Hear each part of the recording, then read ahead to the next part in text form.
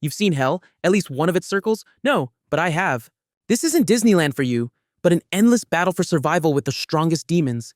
If you're lucky, you'll survive. If you're not lucky, you'll die. And if you're a lucky one, you'll become the main boss. And so, you descend to the 9th circle, thinking that now you'll prove yourself, but around you are only weaklings. Disappointment, total and hopeless, that's what Garmus was experiencing now. Only Palak didn't care about his feelings, came to fight, don't philosophize. This was a provocation, and had Garmus been smarter, he would have noticed it, but he didn't.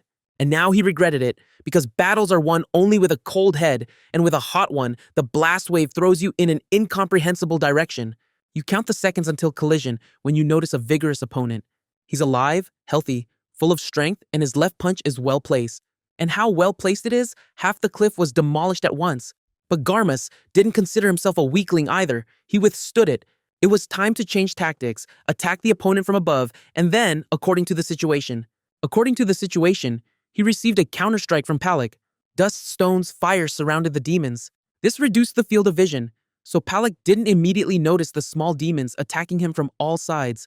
Not that this was a big problem for him, but it was an irritating factor. He loved honest and open fights, not all this. And while the small fry distracted Palak, Garmus attacked him from behind.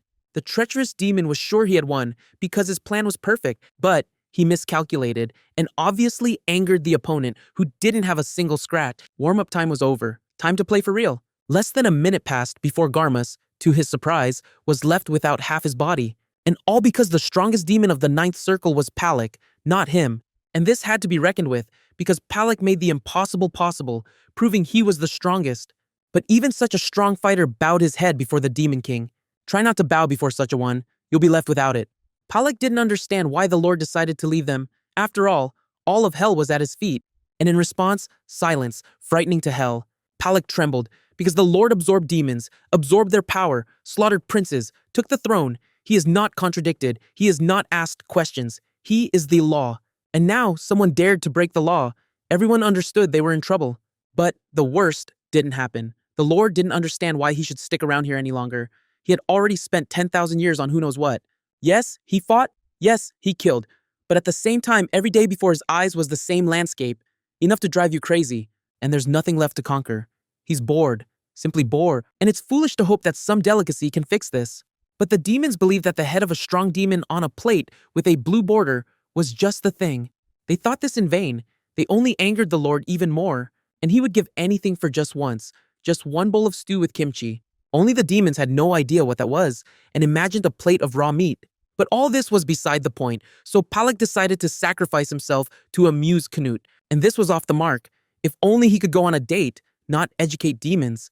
Bingo! Lilith stepped forward, offering herself, because the Queen of Succubi definitely knows a thing or two about love. Maybe that's so, only Canute was repulsed as soon as he looked at her even with one eye. He wanted to flee from her to heaven, just so she wouldn't touch him with her slimy tentacles. And it wasn't just about disgust, she was also absorbing his masculine power. He didn't want to be left without it, and if you looked only at what's below the head, you could endure 5 minutes. But the face, why this punishment on his head? Yes, he's in hell. Yes, he sinned. Yes, he killed demons. But even then, he wasn't as terrified as now, which means it's time to pack his bags and return to Earth. Now was the perfect time for a spectacular return. Palak was honored to prepare everything for the ritual. For the first time ever, Palak wanted to go against the Lord's will. But who would listen to him, right? No one. Canute clearly didn't like to repeat things twice. Therefore, the demon out of fear was going to carry out the order as quickly as possible. Everything was ready. The ritual began. Canute had only to take a few steps to the cherished goal. But Anon warned him that if too much magic was put into the statues, the boundary of time and space might be distorted. He needed to prepare for this mentally. For Canute, these were trifles. The main thing was to return to Earth, and there come what may. Therefore, without a twinge of conscience, he released all the accumulated demonic energy. A few more seconds and the goal would be achieved, when suddenly, Canute heard behind him the sobs of Lilith and Palak. They didn't want to lose him forever. He felt sorry for Palak, but Lilith sent chills down his spine. He needed to get out of here quickly before it was too late. Otherwise, the succubus would take it upon herself to follow him, and he didn't need that at all. Therefore, being at the portal, he showed her an obscene gesture. Now he could, if only she really wouldn't find him on Earth. He understood that on Earth, he would become a person without a past, without friends and family. But even so, it was better than languishing in hell. But something went wrong. The system was overloaded, and so Knut opens his eyes who knows where. This was definitely Earth, only around was green forest and no other identifying signs. But the status window was working, and he could check his health indicators and so on. He hadn't yet realized what was happening when goblins ran out at him from the forest, clearly with bad intentions. And under other circumstances, he wouldn't have batted an eye, but now his powers were sealed. Earth didn't look at all like the Earth from his memories. He could feel sorry for himself as much as he wanted, but then he'd become a corpse, and that wasn't part of the guy's plans, and he attacked the goblins. But demonic energy gave up the ghost, disappearing before his eyes. He had to quickly remember close combat techniques. This knowledge was enough to defeat the most ordinary goblin and gain experience points, but the guy didn't stop, continuing the fight. After some time, the monsters were defeated, experience gained, but Knut's understanding of what was happening around him hadn't increased. Nevertheless, the young man felt stronger, which couldn't help but please him, and he was no stranger to killing. He needed to somehow find out more about the new world, and for now absorb these monsters and see what comes of it. So, in the process, he gained information about monsters and a little magic. No, this definitely couldn't be. Had he really endured all the circles of hell in vain, not to return home? Suddenly, he heard a scream and rushed toward the sound, praying to all the gods that the voice belonged to a human. And now he was already there, goblins surrounded from all sides, a figure to whom the voice belonged. So, she had only 2 eyes, 1 mouth, and nose. This is a human, so lucky, he wanted to cry with happiness. But the girl almost cried from fear. She couldn't fight off the crowd of goblins herself. To tell the truth, she was preparing to die, so Knut's appearance for her was akin to a miracle. He killed all the goblins in just a few minutes and didn't even break a sweat. The beauty didn't know how to thank him for saving her, but just the fact that she shook Knut's hand and smiled was happiness for him. Not understanding the guy's feelings, the girl thanked him once more for saving her and introduced herself. And then happened what Hana didn't expect at all. Knut called her to marry him. Such a proposal would throw anyone off balance. There hadn't even been a first date, and here, marriage. Knut wasn't going to retreat, repeating his proposal. But realizing he wouldn't get a positive answer, he changed tactics, introducing himself. This was at least something, when suddenly the girl lost her balance and fell into his arms, as the wound on her leg was bigger than she thought. Seating Hana near a tree, Knut was going to bandage her wound, and a reason to talk appeared. So, what luck, they understand each other. Which means the guy wasn't just on Earth, but in his native Korea. Finishing with the bandaging, Knut handed the girl her phone, paying attention to the date. 5 years had passed since his fall into the abyss, and the Earth was filled with monsters. This was worth talking about. He started from afar, asking what Hana was doing here. It turned out the girl came here to hunt herself, though she was foolish not to call anyone with her. She wanted to raise her level after all. The 6th was quite low, and E-rank gates didn't seem so scary. Suddenly, Hana stood up sharply, suggesting they leave here, this despite the fact that her legs should have hurt badly. Knut understood this, so he offered to escort the girl to the exit, embarrassing her. He did this not out of the kindness of his heart. After all, he wanted to correct the first impression, and it seemed to be working out pretty well. After some time, slowly but surely, they reached the exit. The gates looked, in Knut's opinion, frighteningly familiar. But at the same time, nowhere was there any equipment that could support a rift in space. Not like the Earth he remembered. And so they stepped into the gates, and the guy found himself in a rather modern world where there were plenty of people. Here it is, a moment of happiness. He's home, in Korea. The good news didn't end there. Hana invited him to her place for dinner. She was sweetly embarrassed, looked away, because she doesn't often invite someone to her place to thank them for help. Everything was too perfect, until the brave servants of law and order caught up with them to check player cards. Knut didn't have such a card, so he summoned the power of one of the demons to distort the man's perception of the object and deceive him. This time the guy was lucky, and he and Hana were almost at her home. Even the fact that there was no elevator in the house and they had to go up the stairs didn't sadden the young man one bit. After all, he was counting not only on food, but on continuation, not expecting that Hana lived with her mother. It was unpleasant to fall from heaven to earth, but mother is sacred, especially one who worries about her child. He had to moderate his ardor and show restraint and courtesy. This was unnecessary, because the woman was grateful to Knut for not abandoning her daughter, but helping her, risking his life. They went into the room, and the woman asked her daughter to help set the table. And while the girl would be busy, the guy asked her for a phone. He needed to look at the latest news. But even this faded into the background. Only pleasant feelings remained from the object in his hands. Knut began searching for information. In 2018, a catastrophe occurred. Many spatial gates opened, and monsters came to Earth in crowds. Weapons were powerless against them, and chaos began. The 9 most influential countries united their efforts to fight back against the monsters. It was then that players appeared, who began to be considered the hope of humanity. This was clear. At this moment, the guy found an article about a strange portal in Korea.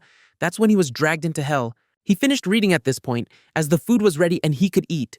Stew with kimchi, that's exactly what was before him, so he needed to control himself, otherwise they'd think he was crazy. He hadn't eaten anything tastier in 10,000 years. In hell, there was no such luxury. He had to absorb demonic energy, eat demon flesh, and how he wanted ordinary rice and kimchi. All those years he lived on hope, and now Hana helped him fulfill his dream. He cried with happiness, and he wasn't ashamed. No one condemned him. They even brought seconds. Meanwhile, a strange type showed up at Hana's house who forgot that you need to knock, not break down the door. He was clearly dissatisfied with something and demanded that the girl go with him. The uninvited guest was shouting that Hana had no right to go into the gates alone. Only he had no right to shout at the girl, break down the door, and so on. And it would be better for him to leave while the going was good, as Hana's hands were itching to break something on him. Teen must understand that the girl became a full-fledged player, and he can't dictate what and when she should do. And in general, it would be better if he forgot the way here. Someone else might have appreciated her speech, but not this guy who was ready to destroy everything around him, not considering others' opinions. How the whole situation infuriated him. Their father died, and the mother hides behind Hana's back and trembles with fear. Sickening to watch. But the girl had a different opinion on this. She considered Teen the root of all their problems.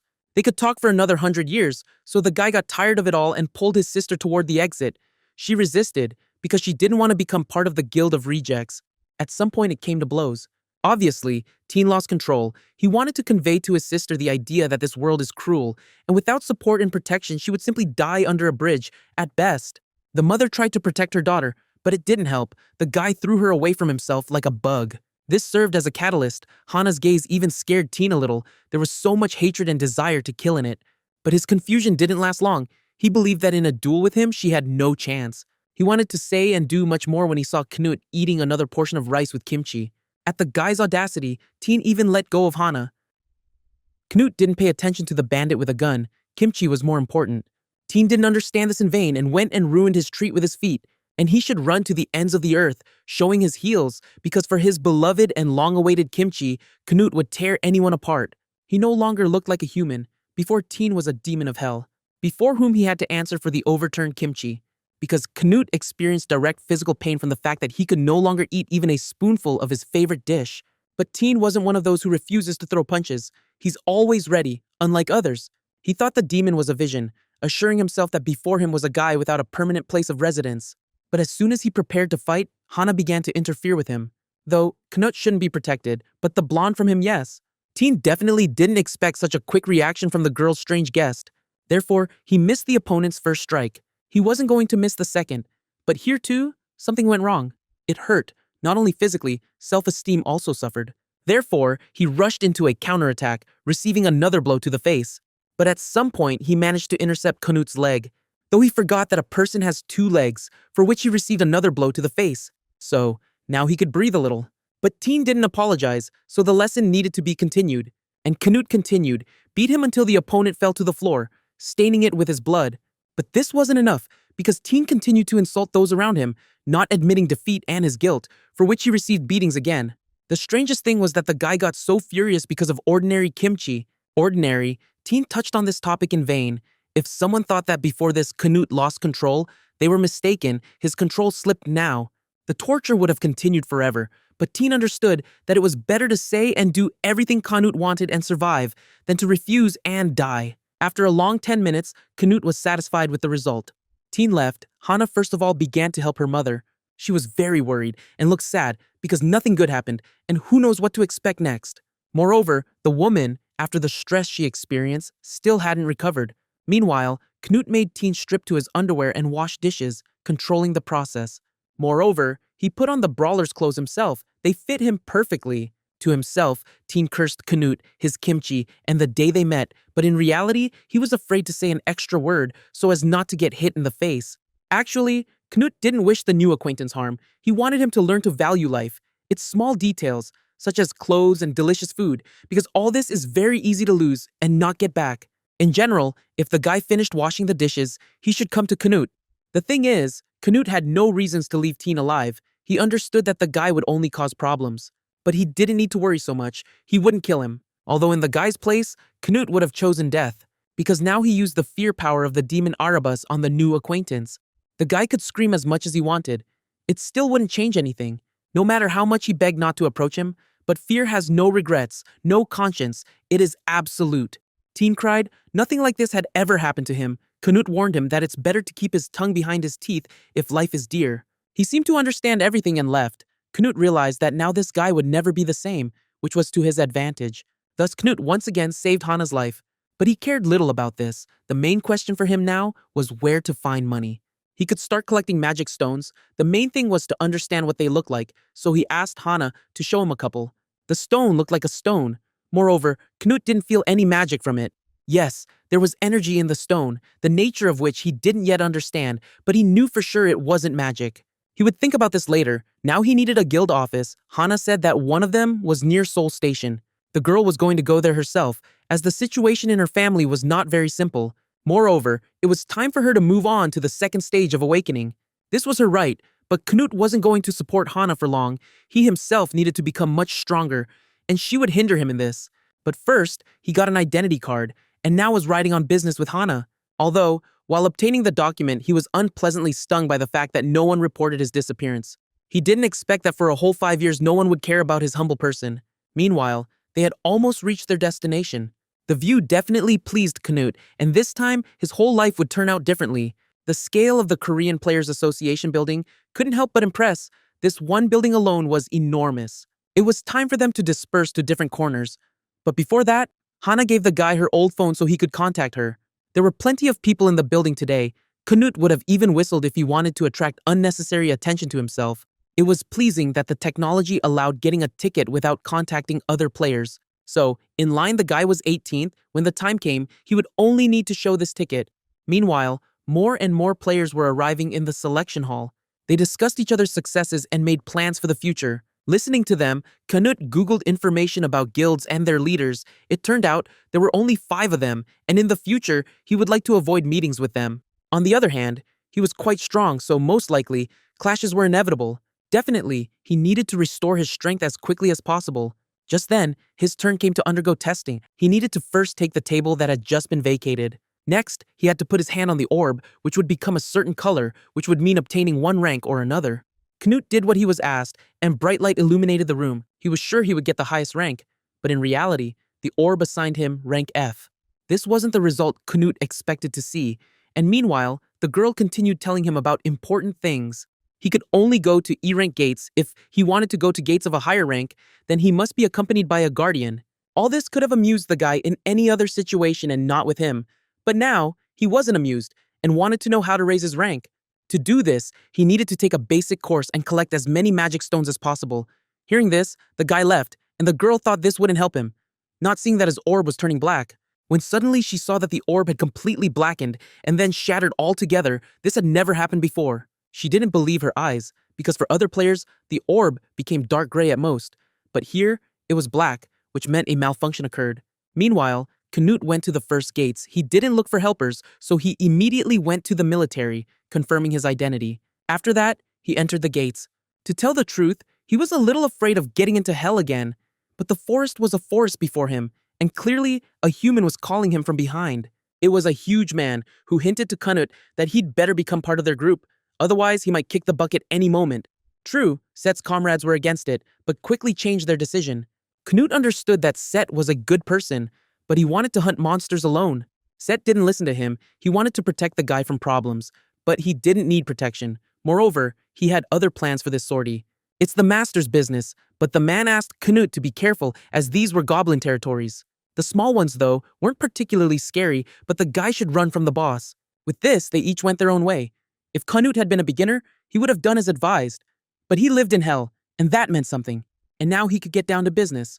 Very little time passed before the guy detected an accumulation of monsters, immediately attacking the first goblin that came to hand. Killing it was easy, as was instilling fear in all the others.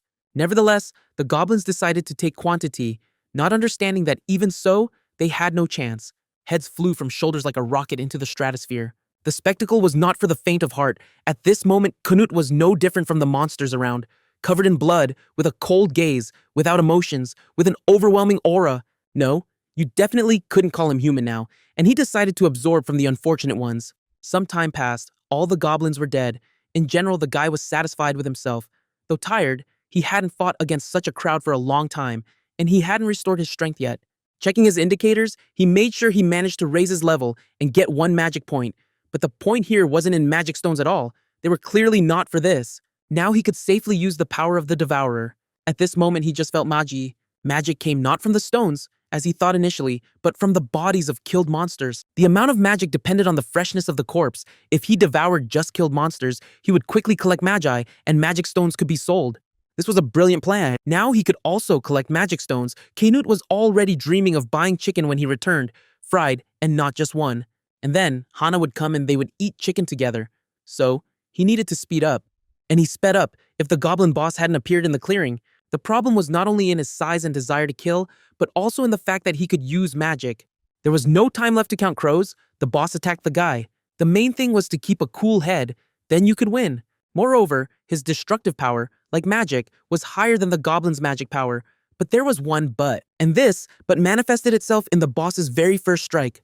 For now, the guy managed to dodge. It was obvious that he might not last long. Blocking strikes became increasingly difficult. So that varied. But was that the boss weighed a whole ton, no less? This was exactly what gave him the advantage, amplifying every direct attack. And Canute's indicators were still quite low, so the recoil from the opponent's attacks was stronger than he thought. If only he could find the monster's weak spot, then it would be easy to turn the tide of battle. But the spot didn't want to be found, and he had to either dodge or block attacks. The goblin's fists were like sledgehammers. You could immediately see he was a boss, as the guy killed small goblins in 1 or 2 hits, but here he even had to retreat into the forest. On the other hand, the goblin was mindlessly destroying his own territory, and everyone from his squad had long been dead. This said, he wasn't too smart, so he needed to be driven into a trap, his attention distracted. This was easier than easy. Now all the destructive power could be released. The boss didn't immediately understand what the human had done to him. The essence was that Canute directed the power of rage not at himself, but at the monster, who wasn't brilliant with intelligence anyway, and now had completely gone off the rails. On one hand, the opponent became even stronger, but this phenomenon had a side effect. The subject lost his mind. Now it was much easier for Canute to control the situation. Moreover, all the boss's weak spots were now before him plain as day, and hitting them was a pleasure. And so the monster practically falls to his knees after the guy's successful attack. Nevertheless, he raised his hand for the last strike. But this didn't help him, as Canute attacked him too, striking him down on the spot. Though the enemy was defeated, the guy remained dissatisfied. He understood that everything would have been many times easier if all his powers were with him. It was pleasing that killing the boss brought him many bonuses, level increase, unlocking the second awakening, and another special skill with which he could accumulate a lot of magic. He immediately wanted to check in practice what his new special skill could do. The result pleased him. He could absorb much more magic from killed monsters. So, now he needed to check his general condition. Strange, he thought he had become stronger by at least 2 times. Only his strength had jumped 3 times, and this could be dangerous for him. The problem was that the power that restrained Maojan had somehow weakened. He didn't believe this happened because of the level increase, but who knows? Although this seemed like the truth, and with each level increase, the seal would weaken, and then he would quickly free his true power, which means he had a direct path to gates of a higher level. His new goal was to reach the 3rd awakening at level 20. After all the battles and affairs, Hana and Canute met in the evening and went to eat at a cafe. How delicious everything was! The guy ate and couldn't tear himself away from the food for conversation. He hadn't felt so satisfied and happy in a long time. Hana broke the silence. She was interested to know if the guy had family and friends. Sadly, he had no family, no friends, no home, and didn't know where to spend the night. If so, then the girl offered him to live with them. After all, the guy had done so much for her and her mother. Actually, this was an excellent option, so the guy was grateful to the girl for the invitation. After which, he handed Hana 3 million won as payment for housing and delicious food. Hana settled the guy in her brother's room. He hadn't lived there for a long time anyway. How good it was to lie on a soft mattress on a real bed. In 10,000 years he had missed this. A new day came, and he went to new gates where many players crowded. Among all this crowd, Canute noticed one guy who was begging on his knees to be taken into at least one group. Though he felt sorry for the guy, he didn't want to interfere in his affairs. He had to solve all his own problems, so he went alone into the new gates, which looked quite gloomy. An interesting place. Probably here you need to move quietly so enemies don't detect you ahead of time. He remembered what Hana told him the day before. Lizardmen had poor eyesight but very good hearing, and if they hurt an opponent, they would attack in a crowd. Therefore, Canute crept up to the lizardmen, who suspected nothing. And since they feared fire, the guys summoned the power of the fire demon and attacked the opponents. Hellfire consumed the lizardmen. This flame could only be extinguished with the help of magic or magi. There were no other ways to resist it. Now the monsters could be absorbed. Feeding on the lizardmen's power, Canute reflected that if Teen stood in his way again, he would get rid of him too, like the monsters.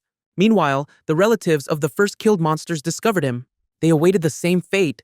First become roasted, then give all their power to the guy. The hunt went easily, but when checking his condition, Canute understood that the deeper into the forest, the harder it was to level up. Perhaps he needed to look for stronger monsters. When suddenly people found him who offered him to hunt together with them. They were sure the guy would agree, because they were the Andrax Guild, and they didn't expect at all that some newbie would refuse them and go his own way. Canute didn't yet know that now these people would start hunting him, so to speak, relieving stress. Meanwhile, the guy's hunt continued as usual.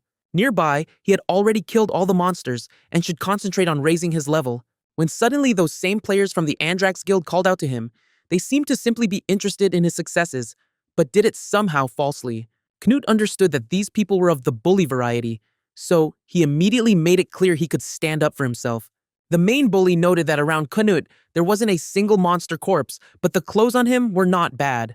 Well, yes, there were no corpses. Canute was just resting now. Every word was saturated with disdain, so the new acquaintances began to lose their temper. The main one among them decided to go one-on-one against Canute, who was only waiting for this. Juan was so confident that he thought the guy before him would now cry bloody tears. Canute was in anticipation, knowing this guy was unlikely to surprise him with anything.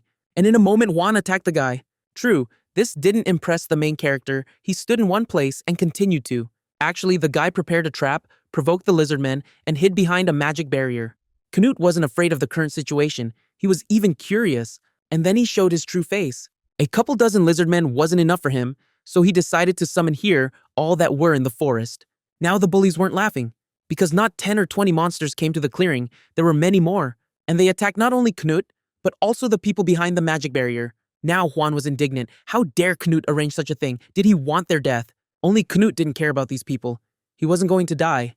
At this moment, Juan realized that his opponent had power that controlled sound, and he himself had driven himself into a trap. While the lizardmen tried to get to the people behind the magic barrier, Canute calmly watched this. The barrier was cracking at the seams. Any moment now, the monsters would reach the people. They would have liked to strengthen the barrier, but not fate. The mage died a brave death first. Juan didn't want this, but as they say, you shouldn't dig a grave for another. One after another, his comrades perished, and he covered his mouth with his hands so as not to scream from horror. Now it wasn't shameful to ask Canute for help, but he tried in vain. Canute wished him luck, and that was all. And then, drama by the classics, a flash of anger, a loud scream, and no more Juan. There were no regrets in the guy's heart. He had long learned the lesson that killers can only be defeated by more bloodthirsty killers. But his turn to hunt came. He burned all the lizardmen. True, he had to spend a lot of strength on this, but the result was worth it. The corpses hadn't cooled yet, which means quite a lot of magic could be absorbed. Only the power of the Devourer couldn't be applied to those who were protected by the Gaia system. It was precisely this that activated when he left Hell. Interesting. He could absorb monsters, but he couldn't absorb fellow players. It's a pity he couldn't appropriate players' abilities, but he raised Magi quite quickly and well. And it wasn't even about the number of points, but that the power of Hellfire became greater. In general, the hunt today went excellently for him, which means the third awakening wasn't far off. 3 days passed. Canute continued to live at Hana's. Each time the girl's kimchi turned out tastier. The girl admitted that her classes would soon come to an end, and they would start hunting goblins to raise their level and achieve the second awakening. Moreover, she asked him to be careful, as players appeared at the gates who deceive others and can harm them. Interesting. Perhaps this was connected with the players from Andrax, or maybe not. If it was about those players he met last time, then he left no traces. If not about him, then nothing to worry about at all. But he should raise his level as quickly as possible. And so he reached the third awakening. The power of Hellfire clearly increased. Also, he could now suck magic from magic stones, which he decided to check immediately. This ability was very useful, as he sucked energy from one stone approximately as much as from one monster. At this rate, he would accumulate magical energy twice as fast. It's sad that stones couldn't be sold now. It's good that up to this point he had earned quite well. He had a little time in reserve, and the guy decided to test some new skills. Less than 5 minutes passed before he warmed up a bit and activated the power of heaven. A quite interesting skill. It's sad that he still couldn't find the lizardman boss yet. when suddenly he again stumbled upon strange bullying players. For now, Canute chose a waiting position to understand the essence of what was happening and assess the risks. The picture was perfect. A loser newbie lay on the grass, and Set tried not to let the bullies finish him off. The man didn't understand how anyone dared to raise a hand against the weak. But the KO players had neither honor nor conscience, and they attacked Set. The man weakened, though he held back the blow, but it was visible that this was difficult for him. But his willpower was so enormous that it allowed him not to step aside from his principles. This was good. Who would argue? What was bad was that without the third awakening ability, he wouldn't hold out. At first, Knut didn't want to help, but something in the stranger's words alerted him, and he came out of his hiding place. And it wasn't only about the words, but also that they had magi. Now it was the bullies' turn to puzzle over what was happening. They were going to beat him at minimum, kill him at maximum. Knut just listened to them, was silent, watching how an ordinary axe was enveloped by the power of magi. And in the same minute, the man attacked the guy. But he didn't touch the guy, but got hit in the face from him and fell to the ground unconscious. He didn't have time to figure out what happened when he got hit in the face again. Seeing that the matter had taken a strange turn, the second of the cow players attacked Knut. But he didn't touch the guy either, receiving a strike of destructive void. The enemies were defeated, and could have survived if they had answered where they got magi from, the power that only demons use, but they didn't want to answer. The stranger didn't understand that Knut was asking the questions here, and he needed to answer if he wanted to live. Therefore, he again asked the question, where did the bully get the demon's power from? But he couldn't answer the question asked. Without thinking long, Knut used the power of fear on his opponent to extract the necessary information. Fear was stronger than everything else, so the man blurted out that he received this power from the guildmaster. But his comrade was determined to shut his colleague's mouth so he wouldn't utter another word. He opened his mouth in vain, so once again he got hit in the teeth from Knut and was sent flying to the nearest tree. Meanwhile, the main character continued the conversation with the more compliant player. It turned out that the Andrax Guild was involved in this shady business. Moreover, the guild leader conducted some kind of ritual and endowed some of his followers with magi. This was at least something, but the man stalled and wasn't in a hurry to tell the details of the ritual, so Knut pressed on him a little. No matter how hard Knut tried to get the information he needed, everything was in vain, as the man began to twist in a strange way, not allowing him to say a word. As a result, the man simply died, leaving the main character in ignorance. The guy understood that most likely some kind of device was inserted into the player's body that killed him, not letting him tell about the ritual.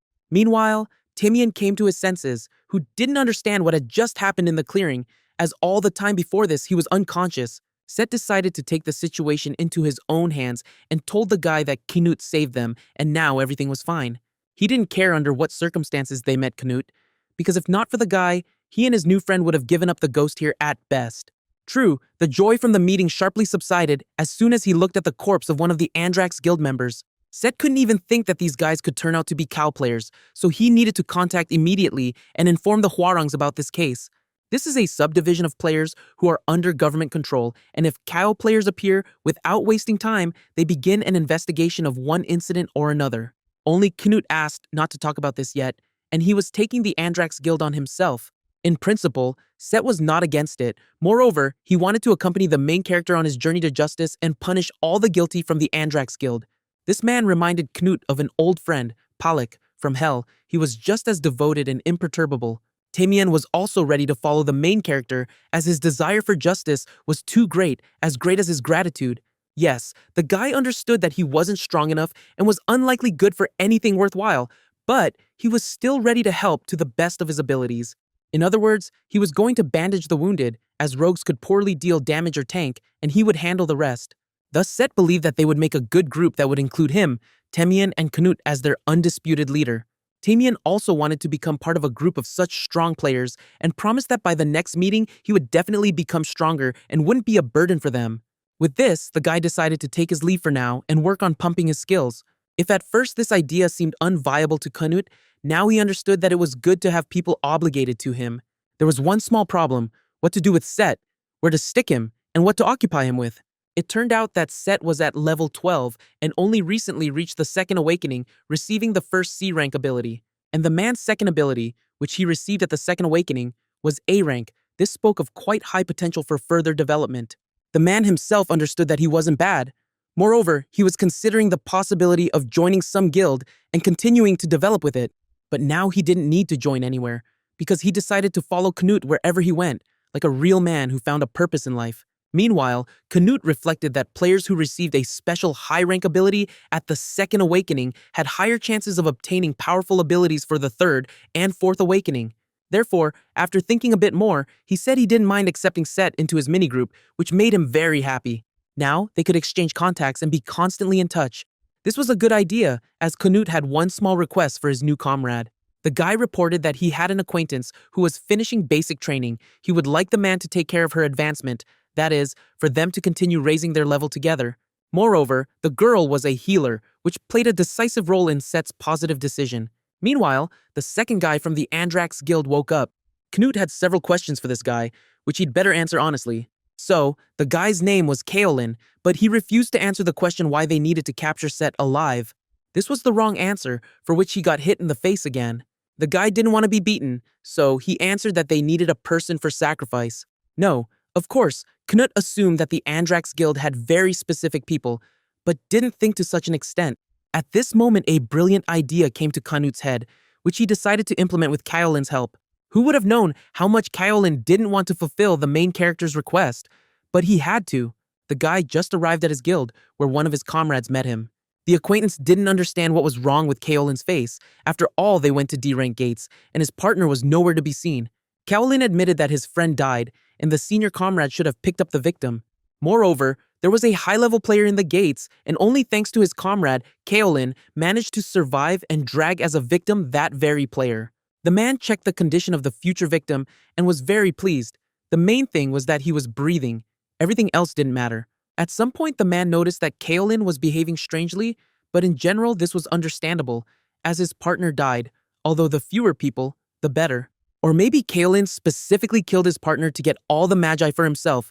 Such an assumption offended the guy, and he was going to leave, reminding the man to take care of the victim. Such an attitude very much displeased the man, since he didn't understand how one could voluntarily refuse power. Although for the most part, the blonde wasn't interested in the guild members' feelings, the main thing was there was a victim, and nothing more was needed.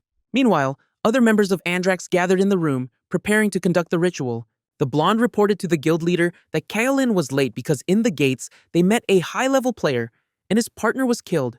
It was good that everything was in order with the victim, and now she needed to be placed on the altar to continue the ritual. Meanwhile, Canute pretended to be practically dead, waiting for what would happen next. Meanwhile, the leader reflected that a year had already passed since his conversion, and he was getting more and more followers who were dependent on the power he could give them. He removed the mask, as it was time to start the ceremony. The man believed that the stronger the thirst, the more his body, soul, and even power transformed him into a demon. Actually, he aspired to become that very demon. And today's victim, since Kaolin escaped, belonged to him. And then the magic began. Meanwhile, the man dreamed of getting as many magi as possible through the rift in this room. How sweet this power was, but at the same time, very dangerous for direct contact. So, a mediator was needed, and the victim served as this mediator. He allowed the victim to absorb demonic energy, which he would then personally drink through the victim's blood, filling himself with the pure power of hell. Only, the man didn't quite understand that on his altar lay an unusual victim who absorbed magi like a sponge. Meanwhile, Andrax's followers began to suspect something was wrong. After all, their leader began to lose control, asking the victim to stop absorbing magi. At some point, he was thrown from the altar and stared before him with incomprehension. Meanwhile, Canute understood that there was no more point in pretending to be a corpse and calmly sat down on such a comfortable altar. Moreover, he asked the guild leader to conduct this very nutritious ritual once more, otherwise he had absorbed too few magi. With his behavior, he angered the man, who decided to grind him into powder. But his attack was off the mark. Canute easily dodged it. Yes, this was not bad, but not enough to kill the young man, so the opponent applied even more effort to achieve the goal. And this attack was off the mark. Only the man managed to smash the wall and everything around. And all because Canute also used magi, and the power of his Iron Curtain was much higher than any fire attacks of the opponent. Seeing that he couldn't cope alone, the man called on his followers to kill the uninvited guest. Canute wasn't frightened at all by these small fry's attacks.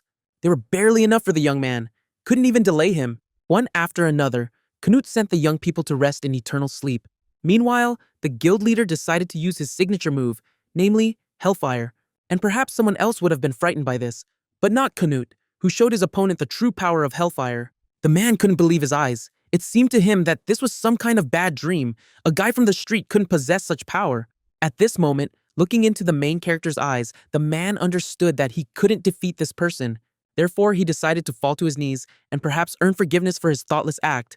He cowardly began to praise the guy before the crowd, saying they had been waiting for him for a long time. He was both king and god, and the Messiah himself, simultaneously ordering his followers to also fall to their knees before the new god, because it was he who could grant them power and eternal life.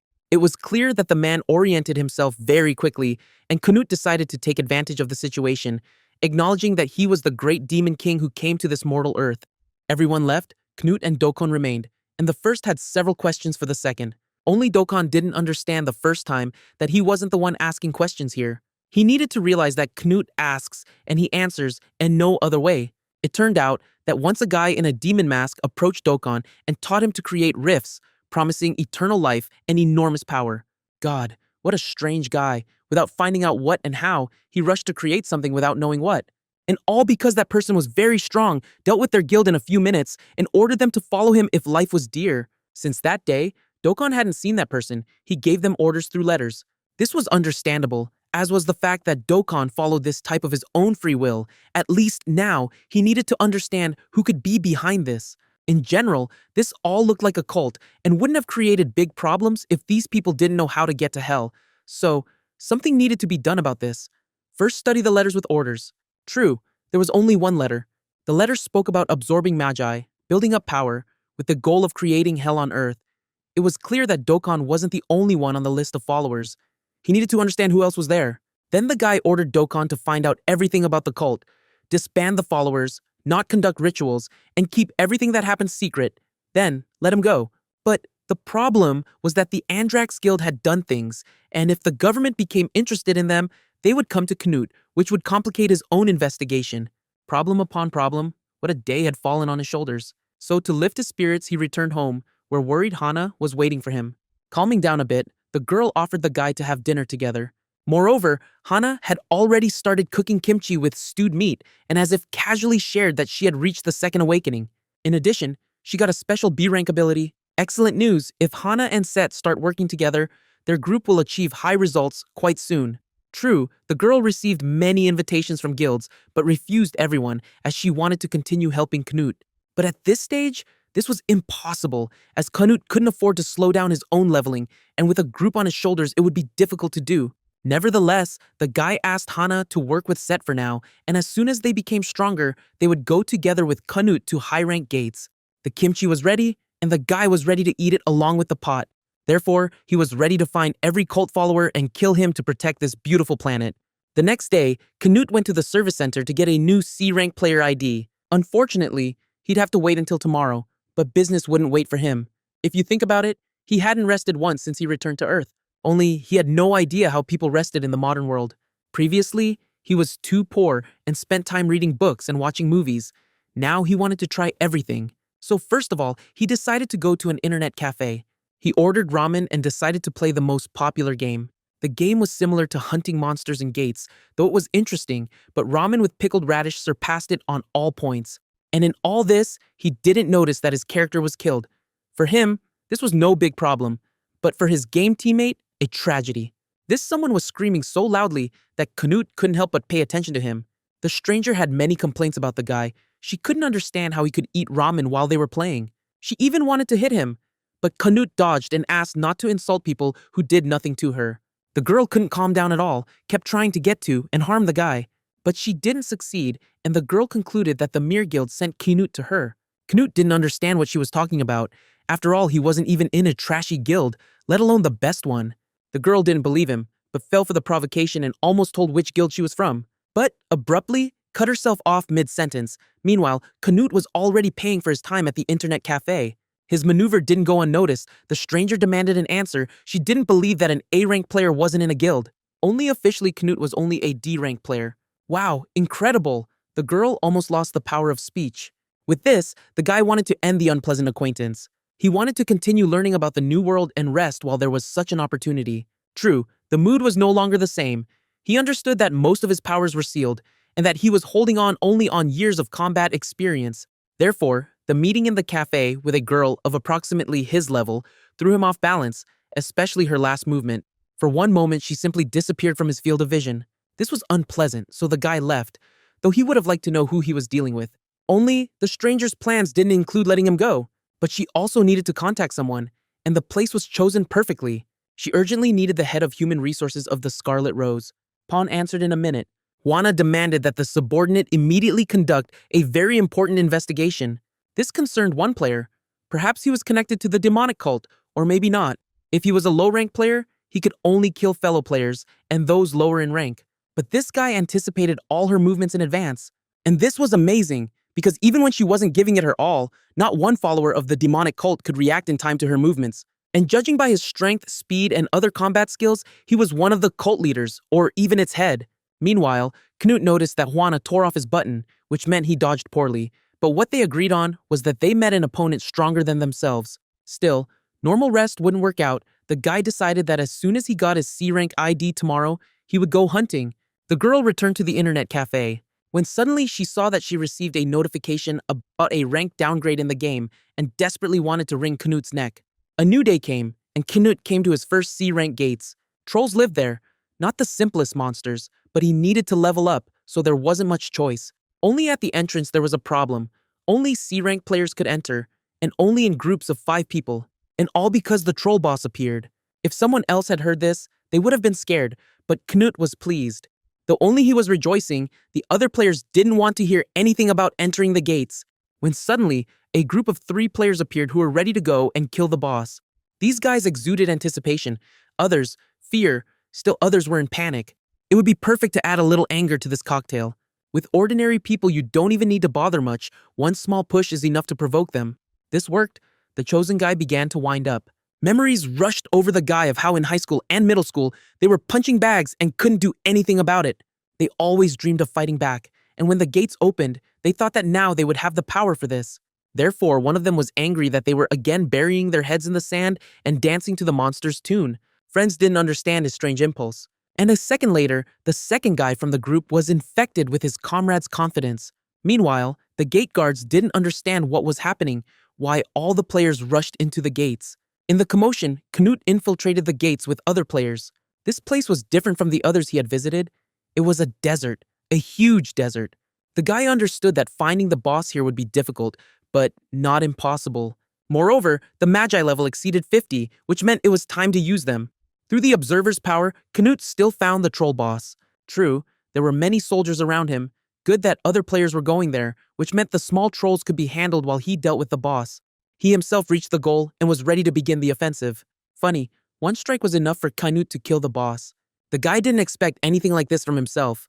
He tried to realize what he had just done and how he managed to do it. At first, it even seemed to him that he didn't kill the troll boss, but the status window said otherwise. The guy understood that the opponent wasn't weak at all. He was just much stronger than he supposed. Initially, he planned to hunt observing certain precautionary rules, but now he understood he could allow himself to have a little fun. At this moment, the trolls noticed the human and attacked him in a crowd. Only the main character was waiting for exactly this. A beastly, predatory smile played on his face. Actually, these trolls were barely enough for him. He didn't even have to strain. But at some point, he felt like the god of death, bathing in his opponent's blood. These attacks released all the power of the blade. Since his Magi level was high enough, the use went easily. Moreover, he received a special skill Earth Blade and decided to immediately conduct a test trial. The effect pleased the guy because even standing in one place, he was able to kill dozens of trolls around. He was satisfied with the obtained effect, which was worth all the efforts expended. It was only sad that after absorbing the trolls, the Magi level increased by only 2 units. Now he understood that the stronger he became, the harder it would be for him to level up Magi. For now, his leveling speed was normal, but soon this might change. Meanwhile, the other players were worried that they never got the boss. The most interesting thing was that there were traces of battle, but there was no boss corpse, so the players were going to return home. Everyone returned to the real world and immediately attacked the law representatives with complaints, saying they went for the boss, sacrificed their time, but never found the boss. At this moment, they noticed that a squad of Hwarang arrived. The players tried to understand what was the matter. Yes, they wanted to quietly leave, but as soon as they saw a girl with long white hair, everyone lined up at attention. This was Commander Kana of the 3rd Squad, who ordered everyone to be quiet because she had an important announcement about cow players who were spotted near the gates. Knut listened to all this with half an ear with undisguised displeasure.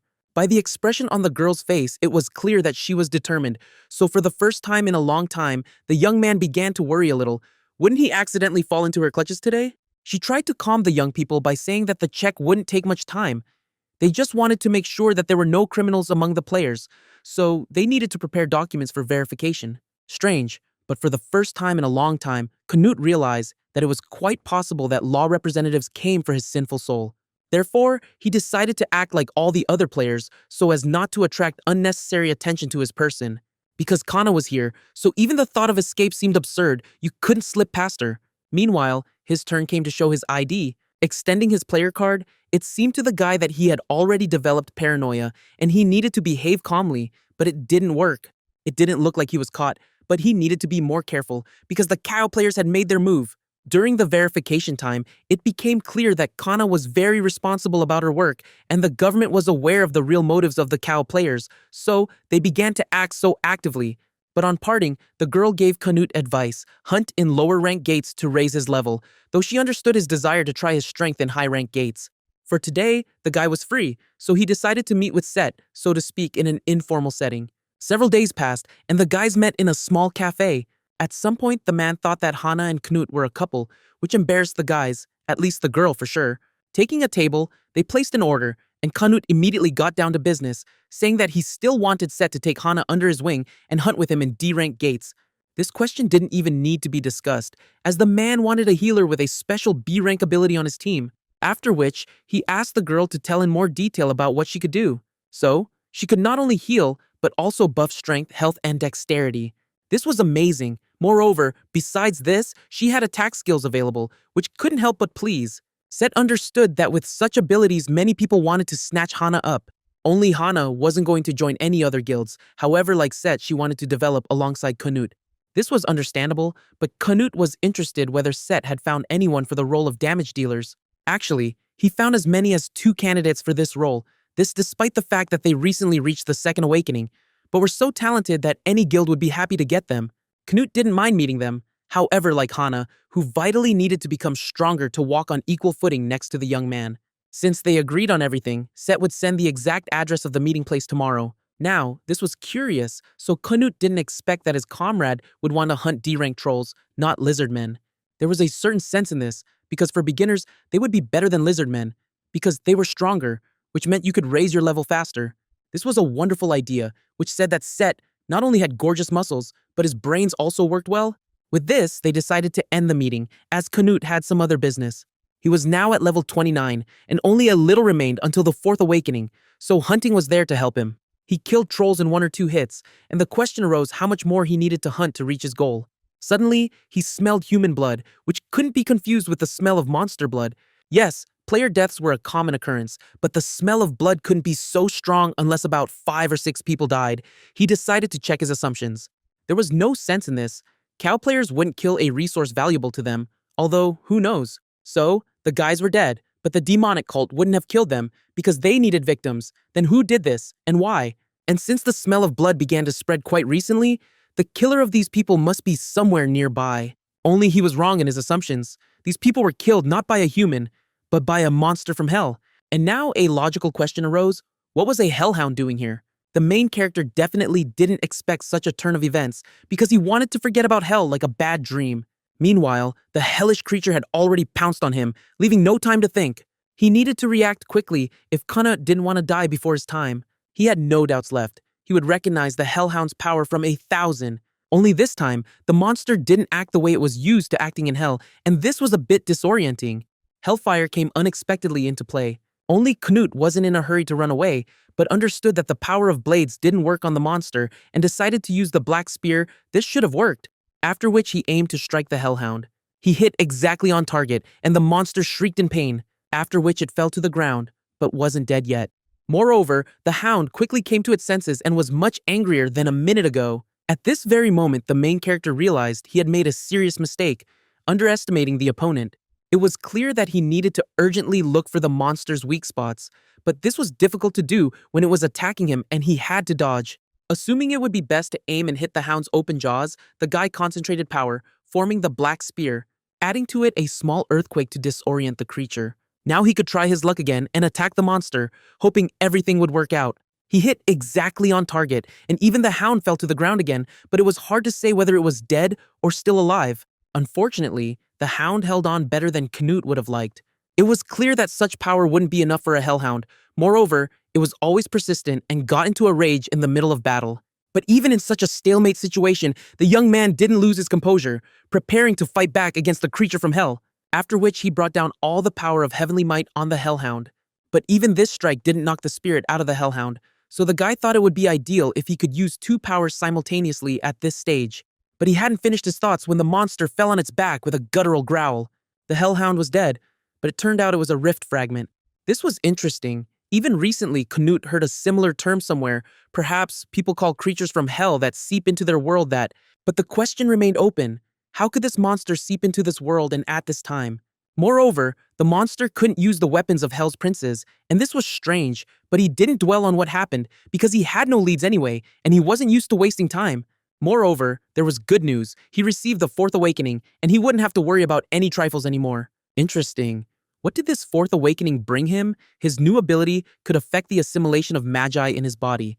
This he was checking now. Everything went better than he expected, as did the understanding that at this rate, he would soon get all his power and become stronger than he was in hell. After finishing the hunt, Knut returned to the ordinary world, quite satisfied with life. And now he was about to go home, dreaming of eating delicious kimchi, when he heard a familiar and far from pleasant voice of a recent acquaintance. Yes, quite a lot of time had passed since their last meeting, but it would be better if they didn't meet again at all. Knut didn't even try to hide his dislike for the girl, as their acquaintance left an unpleasant aftertaste. Hearing her name, the guy immediately understood that she was the head of the Scarlet Rose Guild, and the girl didn't deny it. Now a lot fell into place, but he still didn't understand what she wanted from him. She wasn't in a hurry to answer this question, but made it clear that she had made inquiries about him, as she knew not only his name and age, but also that he was raised in an orphanage, and not one family tried to adopt him. Most interesting was that for 5 years he disappeared from the authorities' field of vision, and after this time returned, registered as a player, and began his activity. This happened on March 16th, which meant the guy had been actively hunting for about 3 weeks. Nevertheless, the guy didn't understand where the girl was going, voicing these facts. Moreover, the girl was sure that an error occurred during testing because it's impossible to get from F rank to C rank in 3 weeks.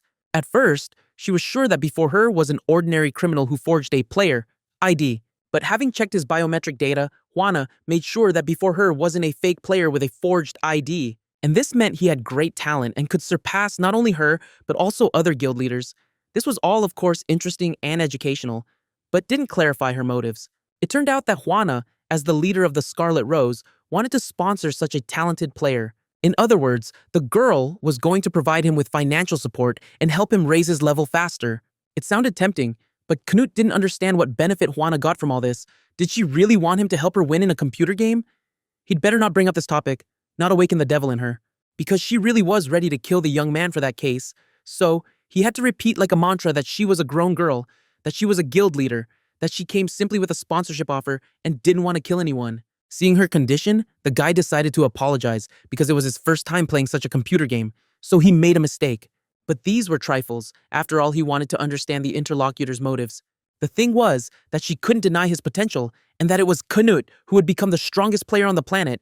This was visible even now. Sponsorship included the ability to enter any gates of any rank. Also, if Knut wanted to form a group, they would provide him with people from the Scarlet Rose Guild of any class.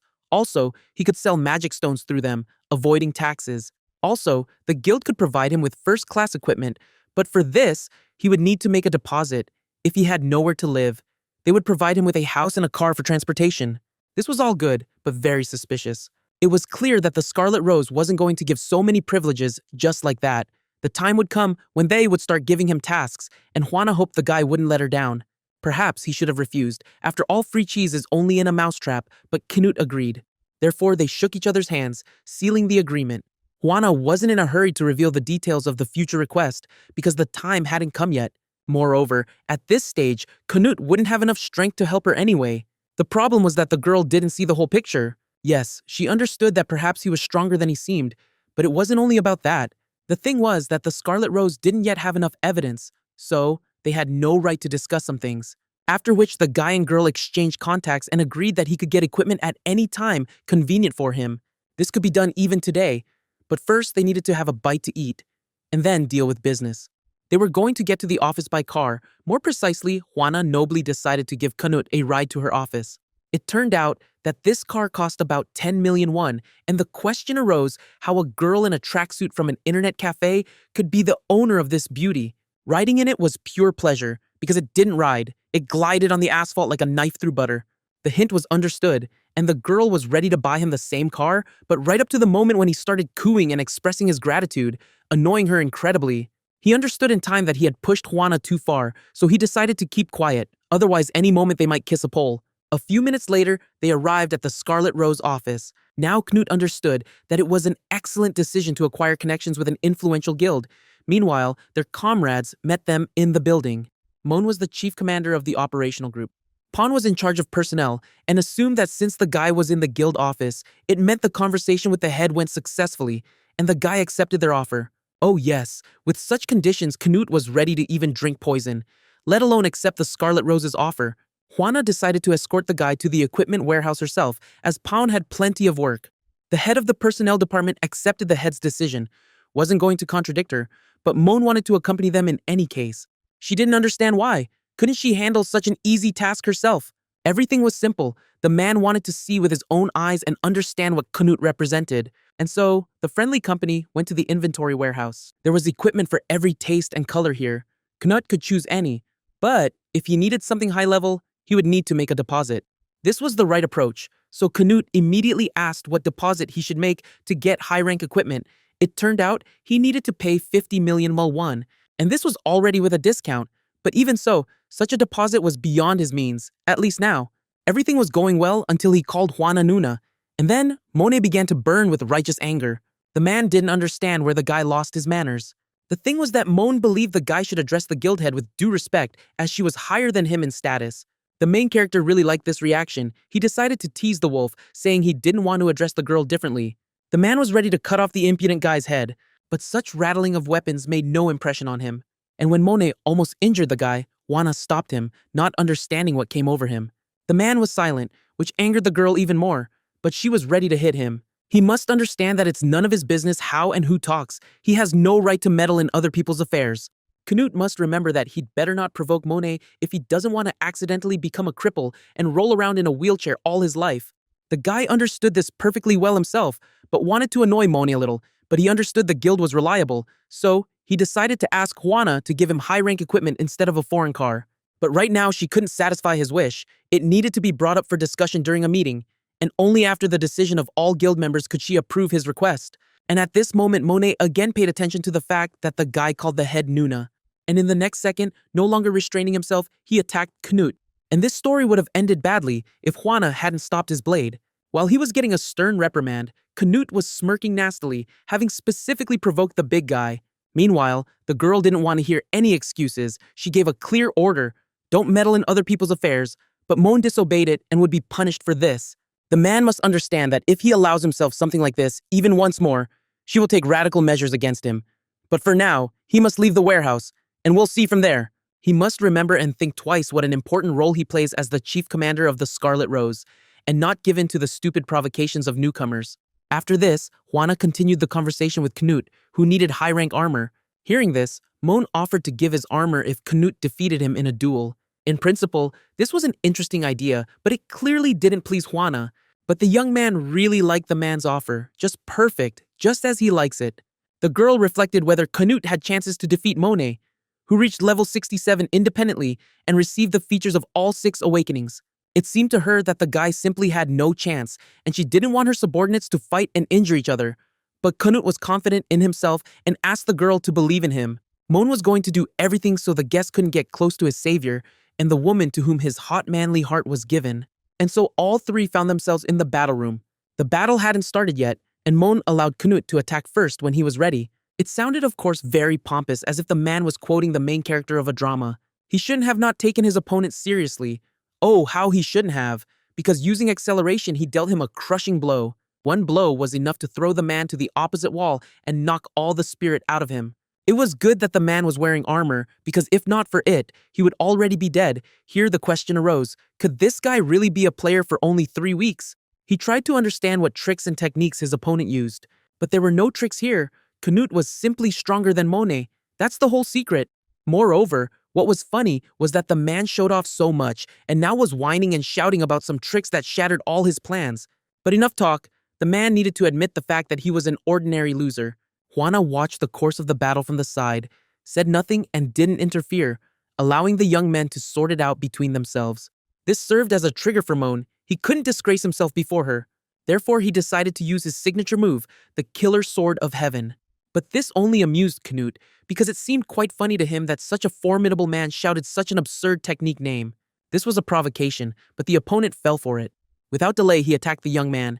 But Knut wasn't worried, though he was quite concentrated, because he understood that before him was the head of combat operations of one of the 5 best guilds. Yes, the man was definitely not weak, and he was giving it his all 100%, so quite strong techniques could be used on him without fear of injuring him. Darkness easily stopped the opponent, drawing him into a trap. True, he didn't understand what happened, but Juana understood everything, but it was too late. She thought Knut simply dodged, but this wasn't so. He stood behind the man's back, and one wrong move from him, and the guy would break his spine. But he didn't admit his defeat, so he flew into the wall, knocking out his last teeth and common sense. It was obvious who won this duel. The man was unlikely to be able to get up and continue the fight. Meanwhile, Knut was quite satisfied with himself because he proved to the girl that he was stronger than she thought. Now the armor belonged to him, and he was happy and had no complaints against Monet, whom Juana was going to exclude from the guild for disobedience. In principle, the guy didn't hold a grudge against the man, so he informed the girl that such a thing could happen once. However, if such a thing was repeated again, he would have to reconsider relations with the Scarlet Rose Guild. With this, the guy left. Juana understood that if the guy had really been low level, Moni would never have lost. At this rate, perhaps this very guy would become a world-level ranker. There were only 8 such players on the planet, and there wasn't one from Korea. Many believed that Keen could become a world ranker, but even he didn't have enough strength to take an honorable place among the strongest. At this moment, Pon entered the warehouse. The girl asked to call all guild members to tomorrow's meeting. They needed to discuss the issue of excluding Mon from the guild. She also found it unpleasant to do this, but the man was to blame for what happened. This was unpleasant news, but there was something Pon had to tell, namely the government had embedded a spy in the devil cult. Juana wanted to know all the details about this operation. Evening came, and Kanut was going home. For the most part, the indicators quite satisfied the young man, but the problem was that he couldn't get the desired indicator, and after the second awakening, all indicators related to features would grow in geometric progression. No more, no less. But at the same time, the amount of magi hadn't increased, even though other characteristics continued to grow. Nevertheless, for now, everything was normal, and he pumped his skills as he wanted. It was good that the Hellhound came in handy. A new day came. The guy went to meet Set. The man brought 2 newcomers with him, whom he talked about. The girl was called Belava, and the guy Hank. While the girl was photographing with Hana, Hank decided to get to know Knut better, because he had heard too many different stories about him. The guy reported that he was at level 12 and recently reached his second awakening with an A rank ability. Belava was a mage with a B rank ability. Yes, she was a bit noisy, but a sensible girl. Knut liked this guy. His talent was undeniable, and in general, he behaved like some main character of a manhwa whom all the girls were in love with.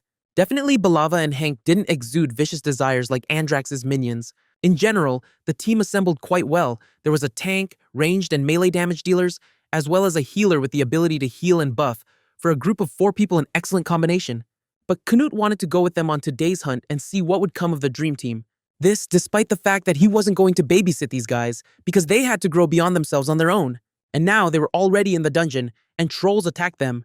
Credit should be given to them. They handled the task well. Their teamwork was also set up well. While Set covered, Belava prepared to attack. She also didn't lag behind her comrades, buffing where needed, using attacking skills where needed. Hank preferred close combat, and in a crowd of trolls felt like a fish in water. He could easily handle several at once alone, and not even break a sweat. Knut watched their actions from a tree. Everything was not bad, but not ideal.